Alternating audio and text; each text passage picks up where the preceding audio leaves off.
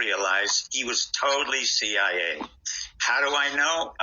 That are the real deep state that have been blocking this globalist takeover. Is that what you were getting at, Dr. Pieczenik? Pretty much. There are names and generals, but I will give you, for example, you mentioned a hero. There's no reason why you should have known he was not a hero, Daniel Ellsberg. You see, that gentleman, Daniel Ellsberg, came out with the Pentagon Papers. What most people don't realize, he was totally CIA. How do I know? When I went to MIT and DARPA and the CIA trained me, there he was. So once again, even the release of so-called secret information is created by the deep state. And I don't expect you to know that. I don't expect anyone else to know that. That was happenstance, and I understood very quickly what Daniel Ellsberg was or is, and I don't bemoan it. I don't decry it. It was just part of the game. Is he the same thing as like Snowden? Correct. Fuck Snowden. So, but that was another. Fuck Snowden and fuck Daniel Ellsberg. Faction giving me information, though, right?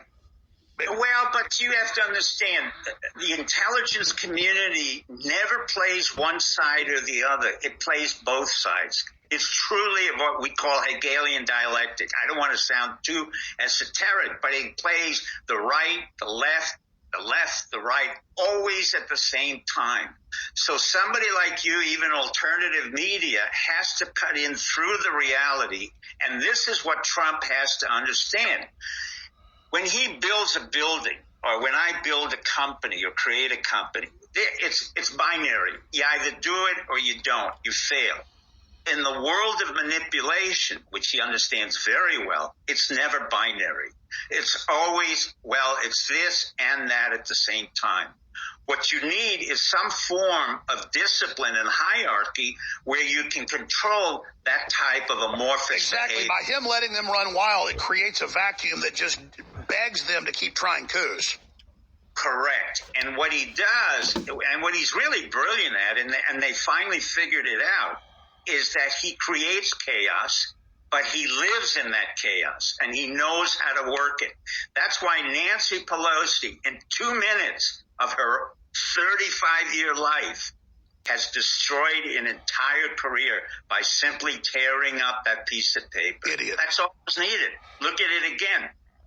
This was back in the 60s, taxes, and anything, anything they wanted, as long as and nothing appeases them. Nothing. Yeah, and the thing is, what they held over, what they were able to, I think, leverage against the typical Republican sort of establishment as we've known it, has been their militarist overseas designs. They've been able to sort of say, you know what, you guys can run amok in domestically with all this quasi-socialism on the path to socialism, and just let us have our overseas wars and our interventions and our military industrial police stuff, and we'll all get along and go along. Do what they want here while they get imperial power. That's right. And Trump's the first one to come in and say, what are we doing in the Middle East? And be serious about it. And to say, what is going on with, all this corruption that goes unaddressed in the government. And, look, like I was saying earlier, if Roger Stone had been, if Trump had been smart enough to not listen to the palace guard, who've done him no favors, frankly, who brought in and allowed to fester right underneath his nose. Ben Rhodes packed the National Security Council. They raised the number of people in there from 100 to 250.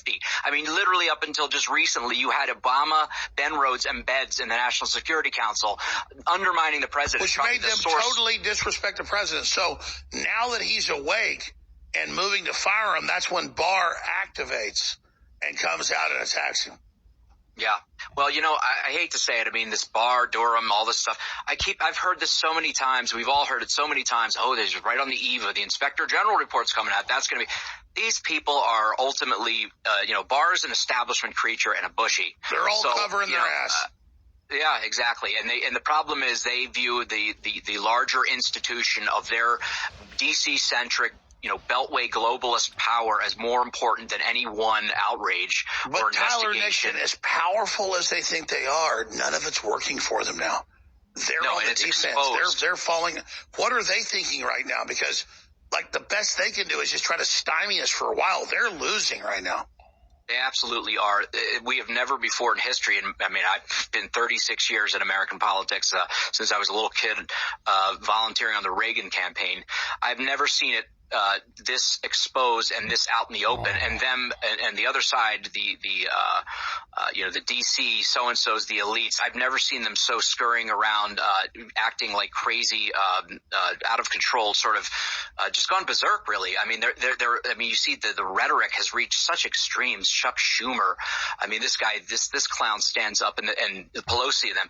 And, the thing is, you hear it and it's extreme, and I think it's attempting to demoralize us and to make us feel like, oh my God, they're really on the march. And this has always been the way the left operates, is sound and fury for a tiny percentage of screechers who to basically intimidate us into what is the way out for Trump when we come back from break? But like, what about Roger? I mean, how is he doing under all of this? Roger who would not be buoyed by the last 2 days, regardless of where it goes, because he has solid grounds, frankly, for appeal and for overturning this. He has solid grounds for a mistrial now because of these despicable leftist jurors who lied their way onto the jury, as we expected to happen. I mean, we all knew it was going to happen. This judge allowed it to happen, in fact, facilitated it, in my opinion, and sitting there listening to her laughable attempts to give the veneer of questioning these people. And certainly not. And then meanwhile, Michael Avenatti has now been convicted of trying to extort Nike today.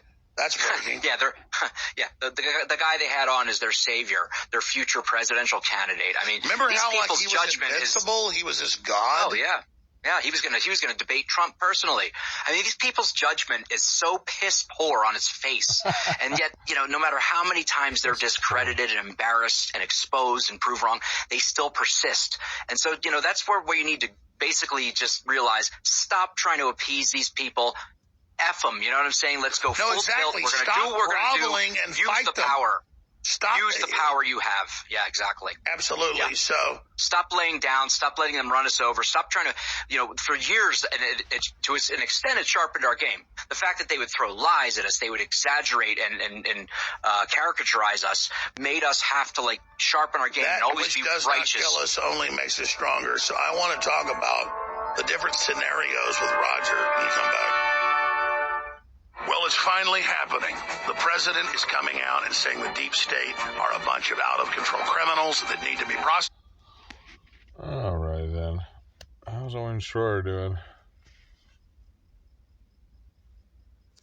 Fucking mosquito, dude. Bitch ass. Fucking mosquito. You fuck.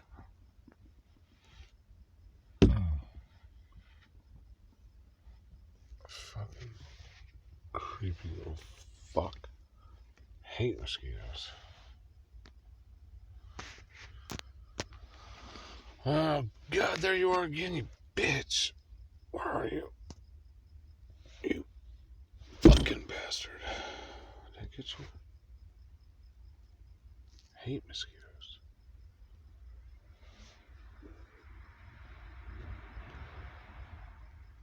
Oh well. Tweets and at his campaign events, like this one in Houston last night. The president attacked me this morning on Twitter, and he attacked me again this afternoon in an interview. So let me say this, Mr. President, you can't bully me, and I won't let you bully the American people. President Trump also has his eye on a big map.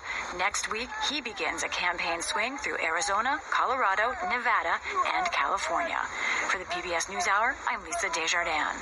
Oh, Lisa Desjardins. We've got to get that voice. Bloomberg's got this, talk about a feat elite. He's got this kind of funny voice. He's very... You can't bully me. He sometimes goes a little like can't. It's a little bit like Connecticut. Connecticut. Such a thing. Yes, I don't think it's just very, it's kind of. I don't like his voice.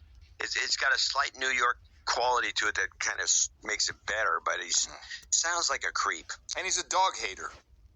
Is he? Yeah, yes, he hates dogs. And there was an article I had in the show notes, I think 2 shows ago. Whenever someone says, "Oh, you and your dogs," because they have 2 dogs. He says, that's my wife's dogs. He's not. I don't think he's married. His partner's dog. I think he just Julie. lives with a woman. Julie. It's actually, you're right. He says it's Julie's dogs. I think Julie is her name. I don't know her name, but she's taller than he is by a lot. And they've been hanging out. They hang out. He doesn't like gal pal. He doesn't like all these terms. I was reading about this. The guy's got all kinds of issues. He's got a yacht. He's got 6 houses and all. He has 15 houses. 15 houses. I didn't know that. Well, he's got 15, but the yacht. This is the guy who's going to get. Oh yeah, he's going to represent me. The guy's got it. Not only that, but it's a pretty good. It's not a Prince of Dubai yacht, but it's a pretty big yacht. Would you agree that the mainstream is in some kind of irons right now? They can't quite figure out who to root for. I mean, they know that